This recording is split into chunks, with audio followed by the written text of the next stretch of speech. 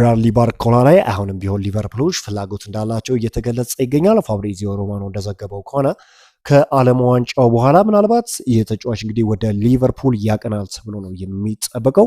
በክንፍ መስመር ቦታ ላይ እንግዲህ ከየትኛውም ተጫዋች በላይ ሊቨርፑሎች በዚህ ተጫዋች ላይ ፍላጎት እንዳላቸው ይታወቃል። የብራድሊ ባርኮላ ዝውውር ጉዳይ አሁንም ክፍት ሲሆን ፒኤስጂ አንድ ወይም ሁለት የመስመር አጥቂዎች ካስፈረመ በኋላ ባርኮላ እንዲለይ በሩ ይከፍታል። ፒኤስጂ እና ባርኮላ በአዲሱ ድርድር ላይ መግባባት ላይ አይደሉም። ተገቢውን ዋጋ ከቀረበ ፒኤስጂ ለመሸጥ ዝግጅቱ ይሆናል ተብሏል።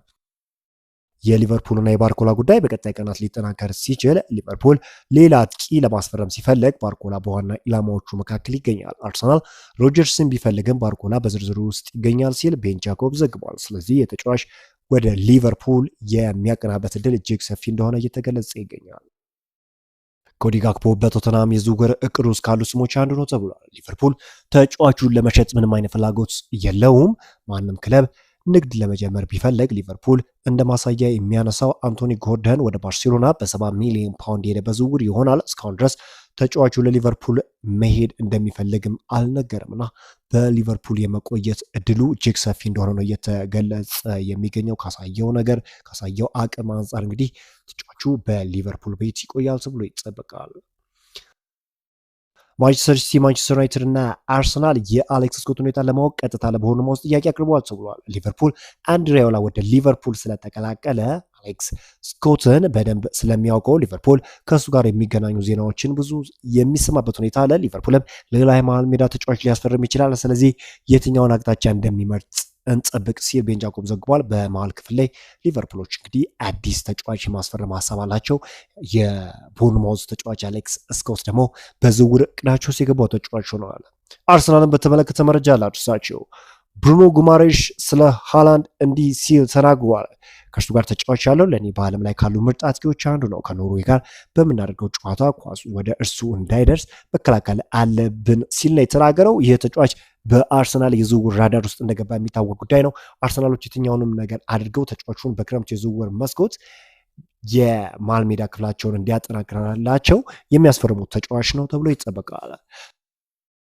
ቤሽክታሽ ከትሮሳርድ ጋር በግሉ ጉዳዩ ዙሪያ ለመደራደር በአሜሪካ ሚሽን አዘጋጅቷል። ከአርሰናል ጋር በ20 ሚሊዮን ዩሮ ከስምምነት የደረሱ ሲሆን ትሮሳርድም ከዓለም ዋንጫው በኋላ የመጨረሻውን ውሳኔ ይወስናል ተብሏል። ይህ ተጫዋች እንግዲህ በአርሰናል ቤት በጣም ድንቅ የሚባል ጊዜን ማሳለፍ ችሏል። ነገር ግን መዳረሻው ወደ ቤሽክታሽ ሆኗል ተብሎ ነው የሚጠበቀው። አርሰናል በዚህ ክረምት ከፒኤስጂ ዋና ተጫዋች ለመግዛት የሚያደርገውን ጥረት ፈጽሞ የማይቻል ሊሆን እንደሚችል ማስጠንቀቂያ ሰጥቷል።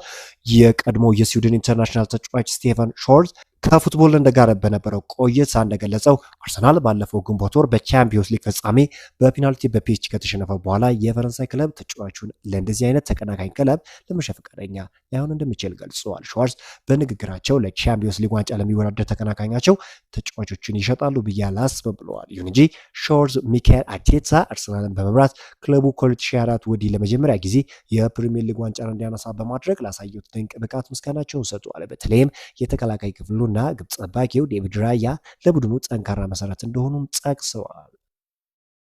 የቀድሞ ታዋቂ አማካኝ ቲያጎ አልካንትራ ስለ ዲክላን ራይስ የሰጠውን አስተያየት ይህንን ይመስላል። ዲክላን ራይስ በጣም ብልህ እንዲሁም የመሻሻል ትልቅ ፍላጎት አለው። አንድ ነገር እንዲያሻሽል ብትነግረው የተሻለ ተጫዋች ለመሆን የሚችለውን ሁሉ ያደርጋል ብሏል። ጨዋታውን በደንብ ያነባል። በቅጣት ምቶች ድንቅ ነው። በአካል ብቃቱም ጠንካራ ነው። እንዲሁ ኳስ ሲይዝ በጣም ጥሩ ነው። ኳስ ሲቀበልም ወደፊት ሲገሰገስና የግብ ክልል ውስጥ ሲደርስ ታየዋለህ ሲል ለዲክላን ራይስ ያለውን አድናቆት ለመቸር ሞክረዋል። ታይሪክ ጆርጅን በተመለከተ እንግዲህ የተጫዋች ወደ ኤቨርተን የሚያደርገው ዝውውር ከስምምነት መደረስ ተችሏል። በሁለቱ ክለቦች መካከል በሁለቱ ወገኖች መካከል ስምምነት ተፈርሟል። የተጫዋቹን ስምምነት ጭምር ኤቨርተን ለቼልሲ 18 ሚሊዮን ፓውንድ ቋሚ ክፍያ፣ 6 ሚሊዮን ፓውንድ ለተጨማሪና 15 ከወደፊት ሽያጭ ለቼልሲ የሚከፍል ይሆናልና ቼልሲዎች እንግዲህ አይታሙም ተጫዋቾችን በመሸጥና እንዲሁም ከየትኛውም ክለብ በላይ ማለት ይቻላል ተጫዋቾችን በመሸጥ የማይታማው ክለብ ወይም ድንቁ ክለብ ማለት ይቻላል ቼልሲ። አሁን ከዝውውር ጋር በተያያዘ ናፖሊ በዚህ ክረምት ለአሌሃንድሮ ገርናቾ 40 ሚሊዮን ዋጋ ለማቅረብ በዝግጅት ላይ ነው ተብሏል። እና ይህ ተጫዋች እንግዲህ ወደ ናፖሊ ከዚህ በፊት በማንቸስተር ዩናይትድ በነበረበት ጊዜ ወደ ናፖሊ የማምራት ፍላጎት እንደነበረው ሁላችንም እናውቃለን። አሁን ደግሞ በስፋት ከናፖሊ ጋር እየተያዘ ይገኛል። ሰንደርላንድ ዣካ ለቼልሲ እንዲፈርም በሩን ለመክፈት ፈቃደኛ አልሆኑም ብሏል። አሎንሶ ዣካ እንዲኖር ይፈልጋል፣ ነገር ግን ለሰንደርላንድ ዋጋ ጥቅም የለውም። 10 ሚሊዮን ፓውንድ፣ 20 ሚሊዮን ፓውንድ፣ 25 ሚሊዮን ፓውንድ ወይም 30 ሚሊዮን ፓውንድ አይደለም። ስለ ገንዘቡ ሳይሆን እስካሁን ድረስ በሁለቱ ክለቦች መካከል ስምምነት እንደሌለ ነው እየተገለጸ የሚገኘው። ሁሉንም ወይም ማድረግ ያለባቸውን ነገር ያደርጋሉ ተብሎ ነው የሚጠበቀው ይህን ተጫዋች ለማግኘት።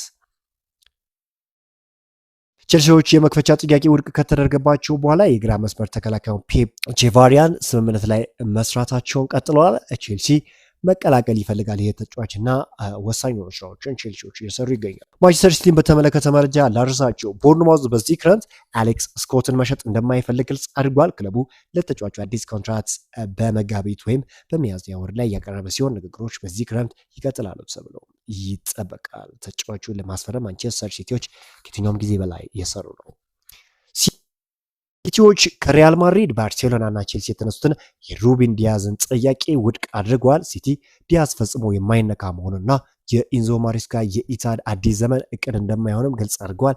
አርሰናልም ሁኔታውን እየተከታተሉት እንደሆነ ነው እየተገለጸ የሚገኘውና አሁን የሚወጡ መረጃዎች እንደሚጠቁሙት ከሆነ በዚህ ተጫዋች ዙሪያ እንግዲህ ማንቸስተር ሲቲዎች ወሳኝ የሆኑ ስራዎችን ይሰራሉ።